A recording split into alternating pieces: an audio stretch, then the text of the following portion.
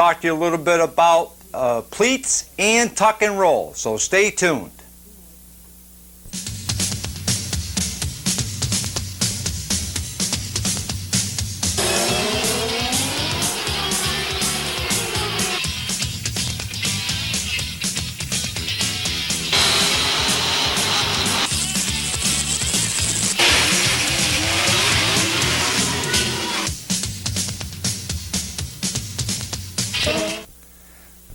Hi, welcome to From Mild to Wild and everything in between.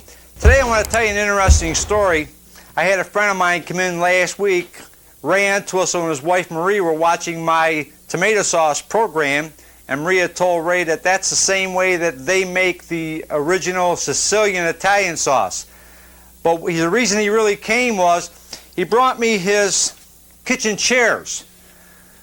He saw the program where he had done the pleats on the truck seat, and he wanted to know if I couldn't take and put pleats on his kitchen chair. He just got through remodeling the kitchen and he wanted the pleats done in black. So here's what he brought me, and here's what we went ahead and did. I have never done pleats on the kitchen chair, so you can see I'm always learning from other people. I went ahead, got our board, drew the lines on here's the 4 chairs we're going to be doing. Drew the lines. Now, I want to bring something to your attention. You've actually got a cutting pattern right in front of you. We've showed you how to measure and mark your pattern before. If you look at this chair, the wooden bottom is your actual pattern. What you want to do, and I've done this already, center your chair up on your pattern, center in the front, center in the back, take your white chalk and just outline the chair. Now the only thing you've got to watch for when you do this, the right side is not the same as the left side. You've got a little more indent here than you do over here. Now you can go ahead if you want, take your little saber saw and true it up. This particular case here I'm not going to, because it's just a hair off. You're never going to notice it when you put your chair back together. But I wanted to bring that to your attention. You're going to find a lot of times the left side doesn't match the right side, and especially in a pleated pattern like this. I found that I had more pleat showing on the left side here than I did on the right side. So I went ahead and trued them up. If I wanted to, I could go back and actually cut the chairs. If they're way out of shape, you'd want to cut the chairs. You don't want them to look awkward. If you're doing a solid color, you won't notice it. But when you start putting pleats or a pattern on, you definitely will notice it. Now let me move these aside. I want to talk to you about there are several ways of doing tuck and roll. This particular way right here, I started out with individual pieces. I actually went to the board and cut all these pieces in 3-inch pieces here, right? Then I went ahead, stapled them together, and went to the sewing machine and sewed them. Now this is what you end up with. The reason I want to show you the different ways of doing it is because the texture is also different. You'll see a pronounced pleat right here. After I got through sewing, I went in and cut 2-inch pieces of foam and glued them to the back. What you're ending up with, let's just talk first. That's one way of doing tuck and roll. A second way is to go in on the back side of your material and draw your lines. Now you take with a large piece of foam, and I'll show you. Here's a large piece of foam, and you would take your line here. This line here is drawn at 3 inches. This line here is drawn at 2.5. The reason for that is when you fold your material over, you've got the bottom and the top, which is going to consume a 1/2 inch or more, depending on how you're sewing, of material. So the lines on your material will be different than the lines on your foam. Now, the reason I did this, and that's all you do, is you fold it over, and it doesn't matter if you sew. See how I've got it right there? You can sew anywhere within that black line that you've drawn to get your stitch edge. The reason I did that is I want to show you the difference. When you're putting this into your car, you've got one side that's got a big round edge on it, and then the other side's actually tucked underneath. Can you see that? When you're putting this together, you've got to be very careful to keep your pleats marked front and back, because on one side you may have the pleats facing backwards. So I wanted to bring that to your attention so you know that if you're doing it when you're sewing it on top of the foam, you're going to get a distinct difference here. That's why I kind of stick with these, because it's unidirectional. I can put it on any way I want, and I really don't have to put the foam on. Now, we've talked enough about the tuck and roll, the different ways of it being done. I'm going to bring some over here. This is the one that you've seen us do previously on the show. These are the individual pieces, with the exception that I haven't glued any foam to the back here. And the reason for that is I want this look here. I don't want the stitch edge being to the bottom or to the top. That's what I was just showing you. I could put these in any direction that I want. If you'll notice, when I did these different colored patterns or pieces, you see how I ended up with the light color? And it gives me a distinct pattern in the center. You could do your pattern any way that you like. You could put three black pieces of material right here. It really doesn't matter. I'm just trying to show you the procedure. So like in this case, if you wanted to do a black and white, you can do it very easy with this particular type of tuck and roll. Now you can also, I want to take and show you a couple different ways of making your pattern. I'm going to take a piece of black vinyl. I could do one of two things. This is the inside of the arm. It's also the same pattern for the outside, with the exception we're putting tuck and roll pleats on the outside of our arm. You could take this pattern, you remember I showed you with the little nails. You can nail this down and take your pencil or your tailor's chalk and make an outline of this particular piece if it's in good shape. You can see this one is in very good shape, so I don't have a problem with making a pattern here. You also want to remember, if you're going to overstuff this chair, you want to enlarge the pattern at this time. You could also take, incidentally, before you've taken your arm apart, you could take this arm, do the same thing. Lay it down on the top of your material and draw a line right around here like this. You can see this is also a very good way to use a pattern. A lot of times, if you take a moment to look at the project that you're going to do, you may find that just by using the inside or outside of the arm or the bottom of the plywood on the chair, you can come up with a close enough pattern to where you can get it at least put together, and then go in and do that final dimension like I showed you on them little chairs. You can see this one here. This is what the chair is going to look like. We've got the outside in the pleats. We've got the inside done in the straight black. I did that for a specific reason, only because if you've got too many different colored pleats like we have, it's not going to look very well when they all start running into each other. So you want to have a space between, and that's why I chose the black. The black is actually a space between to give me a distinct pattern on the outside of the arm, the bottom of the seat, and the back. So when you look at it, it's not all running together because there's too many pleats there. If you were using a single color, it really wouldn't matter. But because we're using multi-colors, it does matter. So you have to kind of judge when you're putting this together as to how you're going to color coordinate the arms, the bottom, and the back. Now, I've already drawn the line on the back of the material here. That's all I've got to do is cut it out. I won't do that at this point.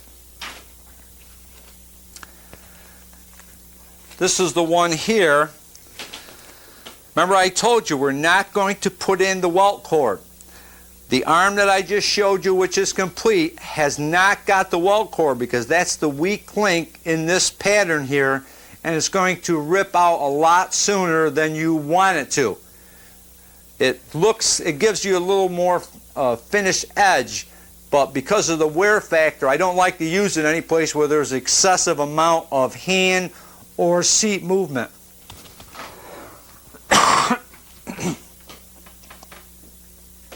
This is what that arm looks like from underneath the material.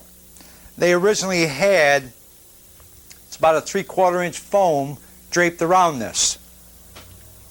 What I went in and did is I glued 2 half-inch pieces of foam to the outside of this chair edge. I want it nice and cushy. When I put my arm on there, I want a nice cushion effect. I don't want this, and this is solid wood here. They've gone in and used 2 pieces of plywood nailed together, so you can really do a lot of different patterns when you've got this much wood to work with. You could do the inside and the outside actually separate.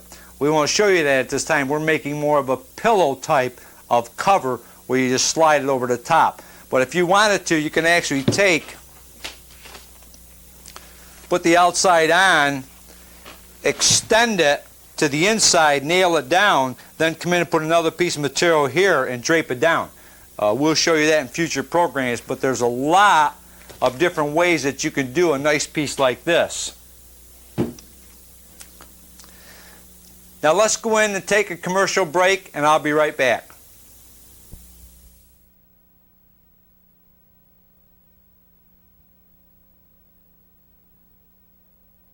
Saturday, May 17th at Herkimer County BOCES, it's the Herkimer BOCES Career Tech Center Auto Show.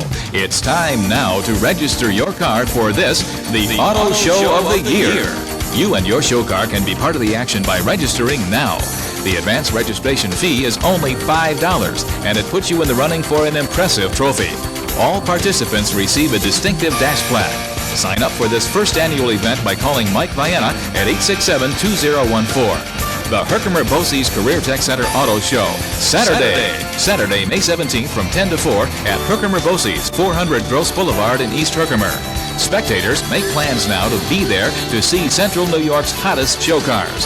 Admission is $2, $1 for students. Refreshments will be available and music provided by Chameleon Entertainment.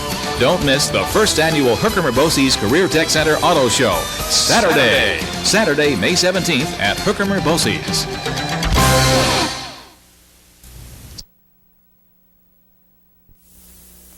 And we're back. I went ahead and cleared off the table and cut my inside piece right here. Now, you've already gone ahead and done all your sewing together of your pleats. Just like I showed you earlier, if you've got the solid pleats with that little chair, you would set that chair down on there to get your pattern. I've got this one right here where we've put them together. Let me see if I got it right side up. Yes, I do. I took and laid this down on the table because you see how much stretch you got here? You've got a good inch of stretch on this material. So what I did is I laid it down on the table, nailed it both sides, stretched it out, took the pattern that we had just finished marking and cutting out, laid it down over the top of it, and I took and you can use a pen, a pencil, whatever, because that's going to be a cut line. If you want to use a little black magic marker like I did, see the black magic marker?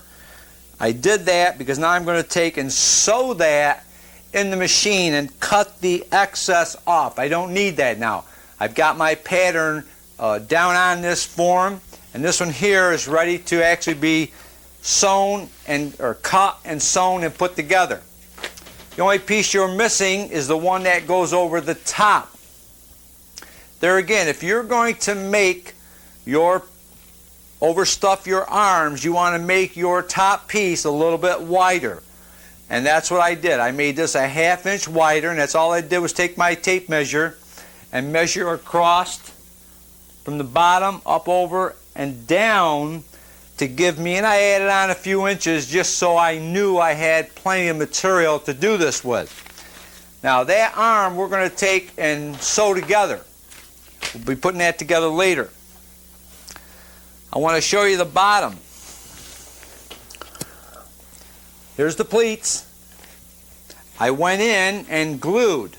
I want a little puffier or a little more cushion on my seat portion.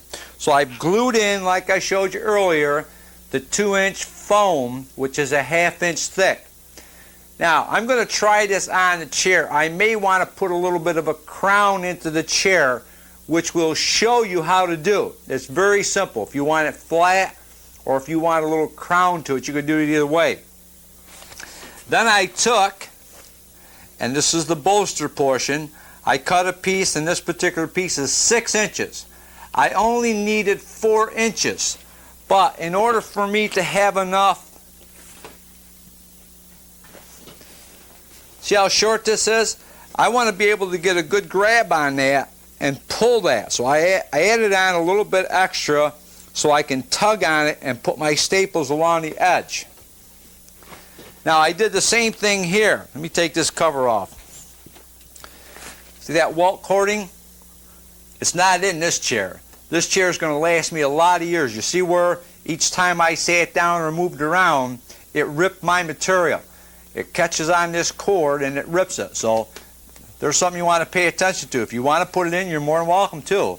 But just realize that it's not going to last you as long with that cording in there. Now let me peel this original one off. Some you're going to find have staples in the bottom, some have nails in the bottom, whatever it takes to remove the old material, and in this case we're not using it as a pattern. I'll just set that aside. I actually took, on the side I cannot make this any wider because the arms of the chair go in here. So the width has got to remain the same in order for the brackets to be able to screw back on the base of the chair. But I do want to get some more cushion here. And that's why it says to you, if this is fine for you, and you can just set this on top of it and set on it and see. If that's fine, you can stop right there. If not, you can take either some cotton or the polyfill and start layering it. You'd start in the center, cut yourself like a 10 by 10 piece of cotton and just trim off the edges. Then go to a 14-inch piece of cotton. You've got to trim the edges off on the cotton only because it'll show up in your material. So just take with your hands and hold it and just kind of peel it away. But we'll show you that next week. See that?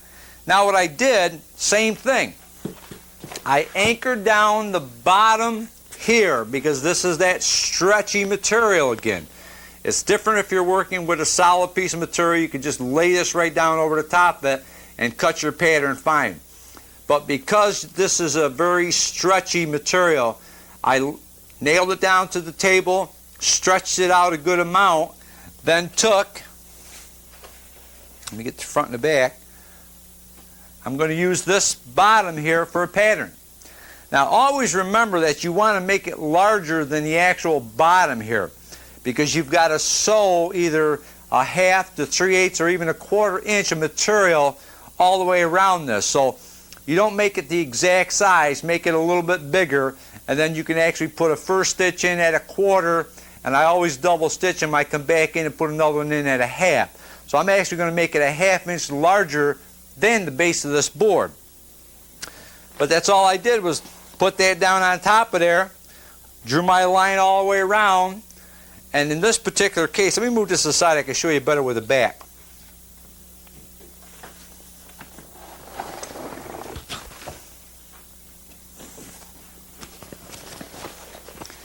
Can't see.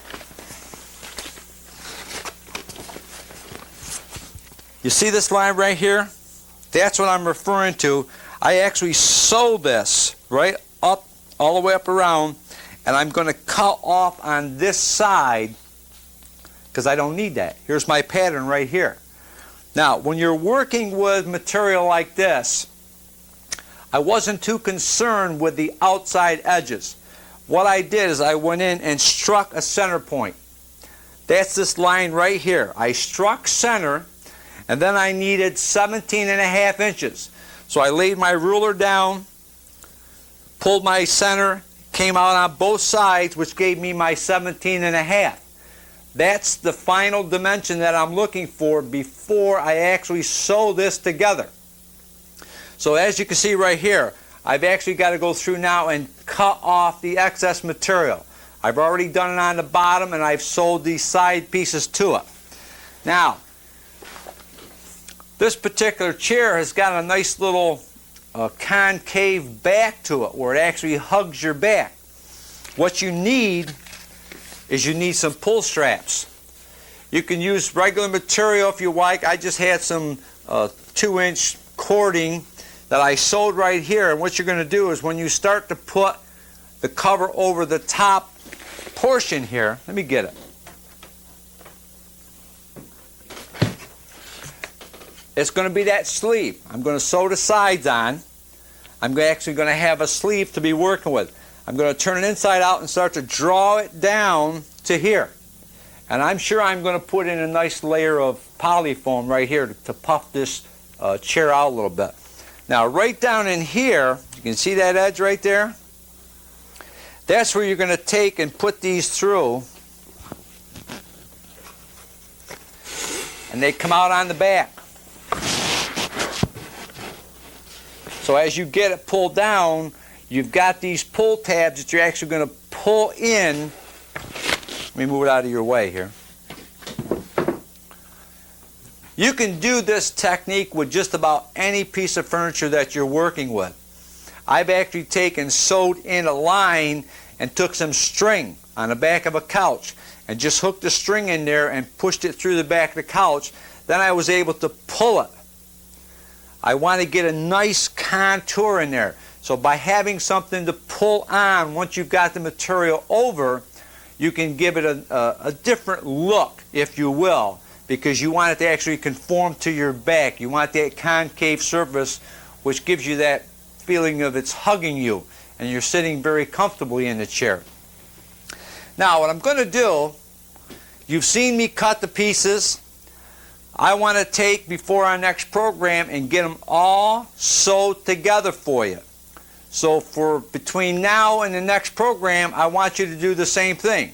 Go sit down at your sewing machine for a few hours and cut your excess off and sew your side panels on and your top panel on. And then we'll get back to actually finalizing this chair for next week's program.